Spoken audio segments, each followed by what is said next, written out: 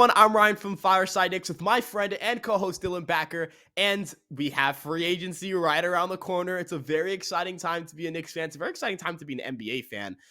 It's always fun. Things happen left and right. There's going to be a flurry of news coming out, and I'm really excited to see how the Knicks kind of handle free agency. I don't think they're going to be, there's no franchise-altering superstar on the market that the Knicks are going to be going after, or that is even available in the first place. Like, no disrespect to Kyrie Irving, but I don't think number one, Kyrie Irving is coming to the Knicks, or number two would be a guy who would help the Knicks win a championship for a myriad of reasons. But with that being said, there's still some guys that the Knicks are going to be looking at in the market. There are some extension talks Knicks could end up having. There was a report today about Emmanuel Quickly. We'll definitely get into that. But with all of that being said, Dylan, how are you doing today, my friend? And most importantly, how excited are you for free agency, man? Kind of tell me where your mindset's at with this team. Right. I mean, free agency, it starts tomorrow night, I believe. So, that's going to be interesting to see. The Knicks are linked to a couple guys in free agency, such as Dante DiVincenzo. That's the main big ticket guy they're kind of linked to. It seems like that it's a likely possibility they at least make an offer to DiVincenzo. I'd be kind of shocked if they didn't. He obviously has the Villanova connection with Jalen Brunson, Josh Hart. He's a CAA guy. I know some people were annoyed about hearing about the news of Dante DiVincenzo because they think the Knicks are just going after CAA guys or guys from Villanova.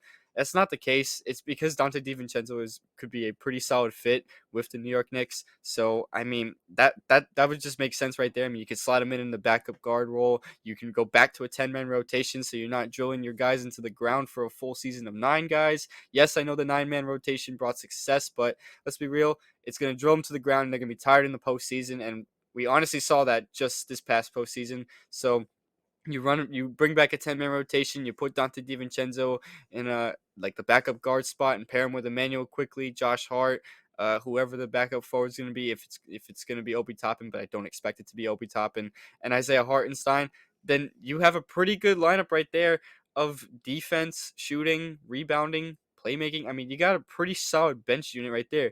DiVincenzo is also capable of making starts, so if they choose to put Quentin Grimes on the bench and make DiVincenzo the starter alongside Brunson, that can also work. You can kind of plug and play him anywhere, so that's a wait and see approach to see if the Knicks actually go ahead and sign him to a contract. That would be something to see. That's definitely one of the big things to watch. But another thing I want to watch also is Josh Hart and his contract situation. The other day they extended his deadline to for his player option until Thursday, which is actually today. So we'll see what's going to happen with that. We'll see if Josh Hart declines or accepts that player option. It's an interesting decision that they extended it. I thought that wasn't going to happen, but it's a pretty improving sign that it is, because maybe they'll be able to get him on that player option and have him be on a cheaper deal than signing him to a new $20 million, $18 million a year deal. That's an interesting thing to watch for as well. I think Josh Hart coming back to the Knicks is almost certainly a lock, but I wonder if it's going to be through that player option, or if they sign him to a new contract, he becomes a free agent, they just sign him to a new contract. We'll have to wait and see on that, but the Knicks can definitely work their ways with this. And I think Josh Hart really wants to stay with the New York Knicks. I think that's a big reason why they extended it in the first place. So we'll just have to see. I want Josh Hart back. I'm sure you want Josh Hart back. I'm sure a lot of guys want Josh Hart back. He just fits so well to his Knicks team. He did so much for us in the time he was here in the regular season and in the postseason. Yes, I know the Miami series was not the best, but we're not in the second round probably without him. So it's important to see if we can bring him back. He's definitely a priority to bring back for sure. But those are kind of just my opening thoughts on it. What do you think about all that stuff? Yeah, no, I think Josh Hart is a integral part of this team. The way he was a great fit on this roster despite not having a training camp. In the NBA, it's really tough as an NBA trade deadline acquisition to find synergy with your team. Oftentimes, we see rosters take off, in the second year with that player when they have a full season and a full off season and training camp and all that stuff. And Josh Hart fit in perfectly for what the Knicks needed. Obviously, the synergy there with Jalen Brunson was exquisite, but it wasn't just Jalen Brunson. He worked really well with everyone on that roster. He and Emmanuel quickly ran that bench squad, and they did so effectively. I thought Hart brought, defense, rebounding, some shooting, and, a presence on the court and off the court that I think the Knicks desperately needed. He's still pretty young. He's a guy you can give a 3 or 4 year deal to, and you don't feel like you're worried about him regressing necessarily too much. And I, of course, think that the Knicks would be able to do so at an affordable rate, which I think is the big thing here. But you mentioned this with Dante DiVincenzo, just kind of like, oh, well, they're only signing, Villanova guys or guys that that Leon Rose used to represent. Well, here's the thing. Dante DiVincenzo's good. If the Knicks only go after good players and all the good players are in that agency, yeah, I'll sign me up for that. I don't really mind having a situation where players have an influence over, who's on the team or who's not on the team, because basketball is a very synergy based game. This isn't baseball where, you just have 9 guys in a lineup and what they do doesn't really affect the other person too much.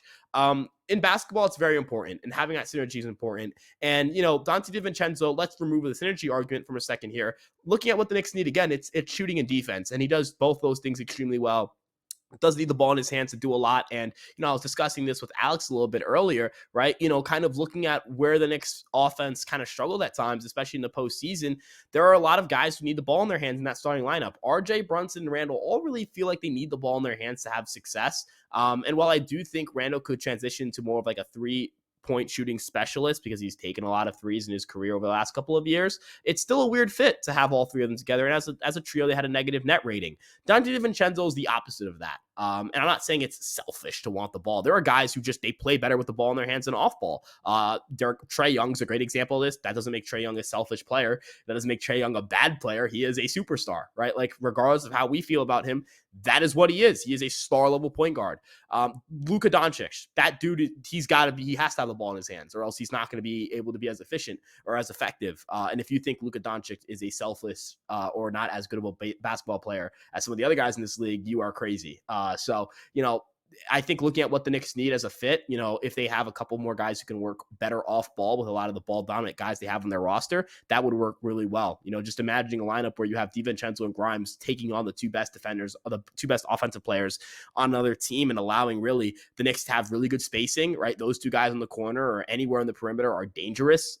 Brunson and Randall are dangerous from the perimeter. Really, the only guy that can't shoot at all is Mitchell Robinson, but he's such a force as a shot blocker that you really don't care anyways. And if you have the spacing, it'll work. So I guess the question I present to you is, Dylan, when you're looking at the free agency period, when you're looking at all the guys that are available, who do you think is like the dark horse guy, like kind of like how Isaiah Hartenstein was signed, not out of the blue? I think, there's probably some rumors of interest, but it wasn't like Knicks and Isaiah Hartenstein was a lock the way it felt like Jalen Brunson to the Knicks was, or hell, there's not even as much steam as there was with Dante DiVincenzo in the Knicks, and free agency hasn't even started yet. So who do you think that dark horse guy could be for the Knicks? And, kind of give me your case for that player to join the Knicks.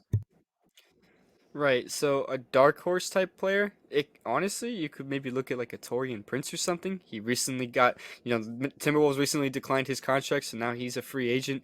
Fun fact, Torian Prince actually found that out through Twitter, so interesting situation developing in Minnesota, I guess. But with that being said, regardless, he's definitely someone to watch for as a dark horse, if you want to call it that. A solid wing player, solid guy who hustles, rebounds, can shoot a little bit too. I think a lot of us remember Torian Prince for randomly going 8 for 8 from 3 against us in a late March game, the same game that Julius Randle dropped 57 points in. That was a weird game. That was a really, really weird game. But with that being said, he's definitely someone to watch for. I don't think it's necessarily a lock or a guarantee. I feel like if the Knicks go after a wing, it's going to be in the trade market. They're going to look to try to trade more for a more established star level talent, closer to all-star level talent, rather than like sign a role player type guy in Torian Prince. So I don't think it's necessarily likely that they're going to bring a guy like him in. But if there was a dark horse candidate to possibly be signed, it would be him probably. I mean, it's someone that most people won't expect. It's someone that most people won't really anticipate coming here, but it's possible because he is in fact a free agent. So there's just technically a 1 in 30 chance that he comes to the New York Knicks. Someone before would have probably been like a Naz Reid, another guy in Minnesota, but he recently signed a contract extension with Minnesota. So I feel like they're not going to get rid of Naz Reid. I feel like they're going to stick with him for a while. So that's someone I'm kind of just erasing from my wish list in a sense, because I kind of like Naz Reid. I would have definitely had invited a possibility of him coming to the Knicks, but it's not happening probably. So those are kind of just my dark horse candidate. Maybe another one would be like a possible, maybe like a Max Strus or something like that. But I know Max Strus struggled badly in the NBA Finals, so I feel like that might be a drawback for the Knicks, and I don't know if they're going to be exactly rushing to sign him to a contract. I still think the priorities lie on DiVincenzo and Josh Hart in free agency in particular. I feel like any other moves that are made will be done via the trade market. I don't think you're going to see a whole lot of free agency moves being done by the New York Knicks. The most possible you might see is like, extending Josh Hart, signing DiVincenzo probably. I'm saying probably because they're heavily linked. So I anticipate that it's likely that can happen, but I will acknowledge the fact that it's not a guarantee. I know other teams.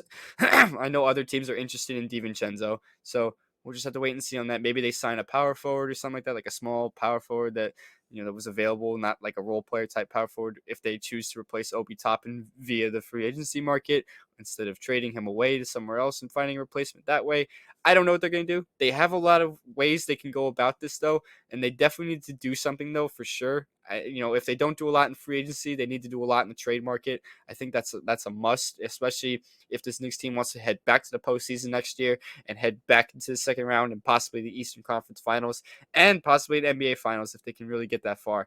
I think they got to make some moves. I definitely am excited to see what they do in free agency. Maybe they'll shock us. Maybe they'll get somebody that we did not expect them to get at all whatsoever. So who knows what they're going to do? I'm excited for it. I'm also nervous for it at the same time because I want to make sure we get the pieces we need to get.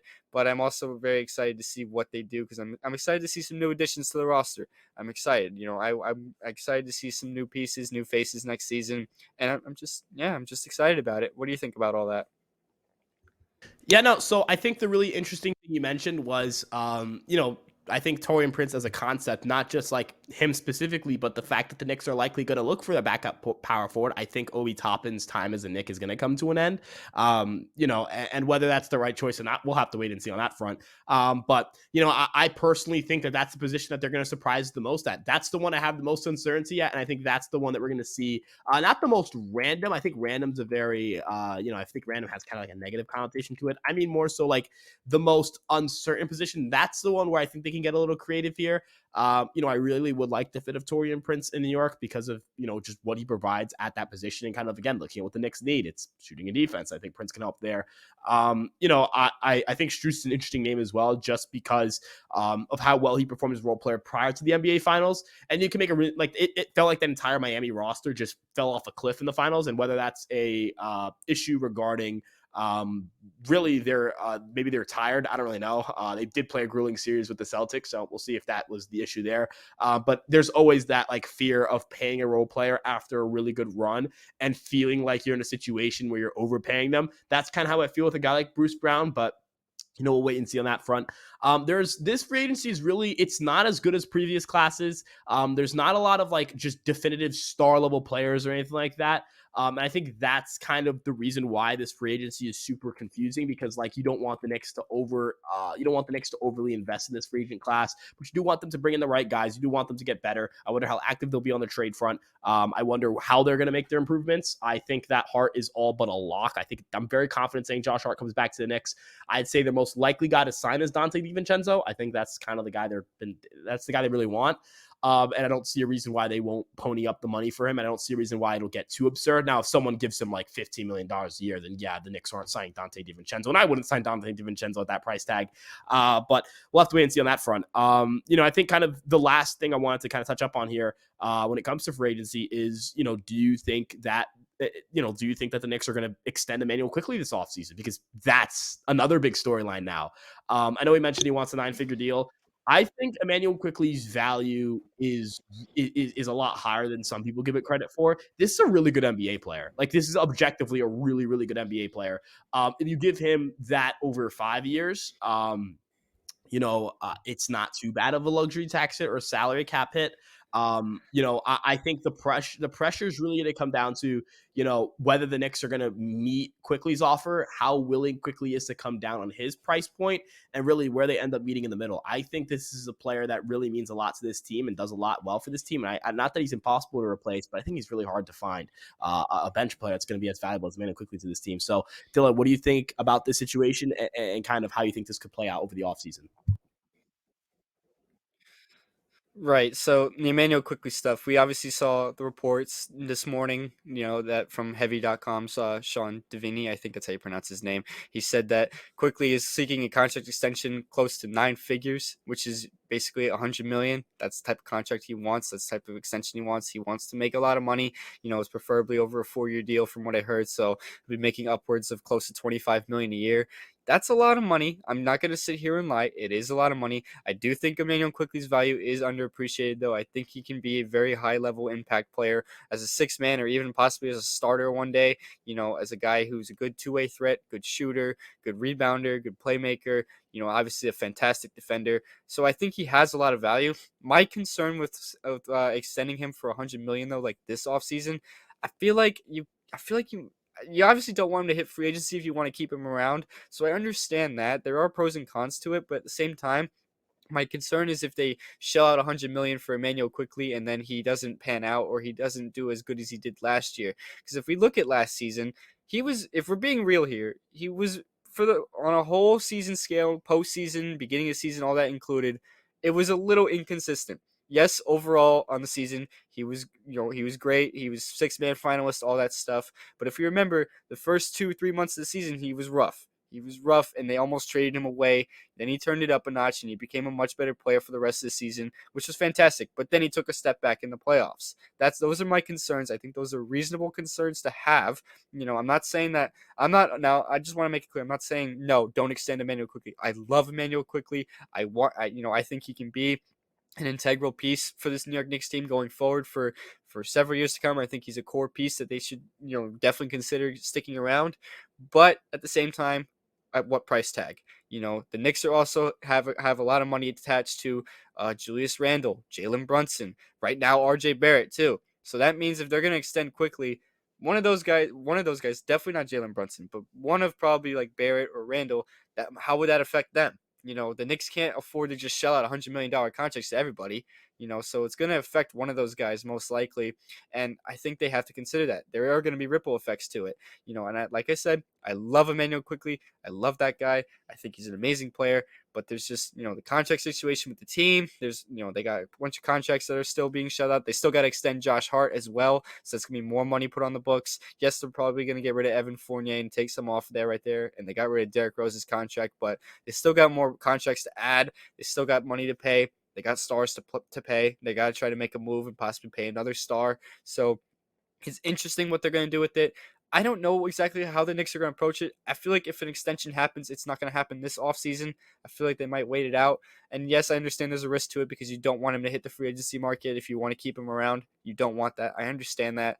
But at the same time, I don't want to jump the gun too soon and give him 100 million when he's not guaranteed to duplicate the success, especially considering that he wasn't like this all season long. He was rough for the first 3 months and bad in the postseason. He was fantastic from the late December to April. He's fantastic. If you're paying him strictly off of that, then that's what you would get.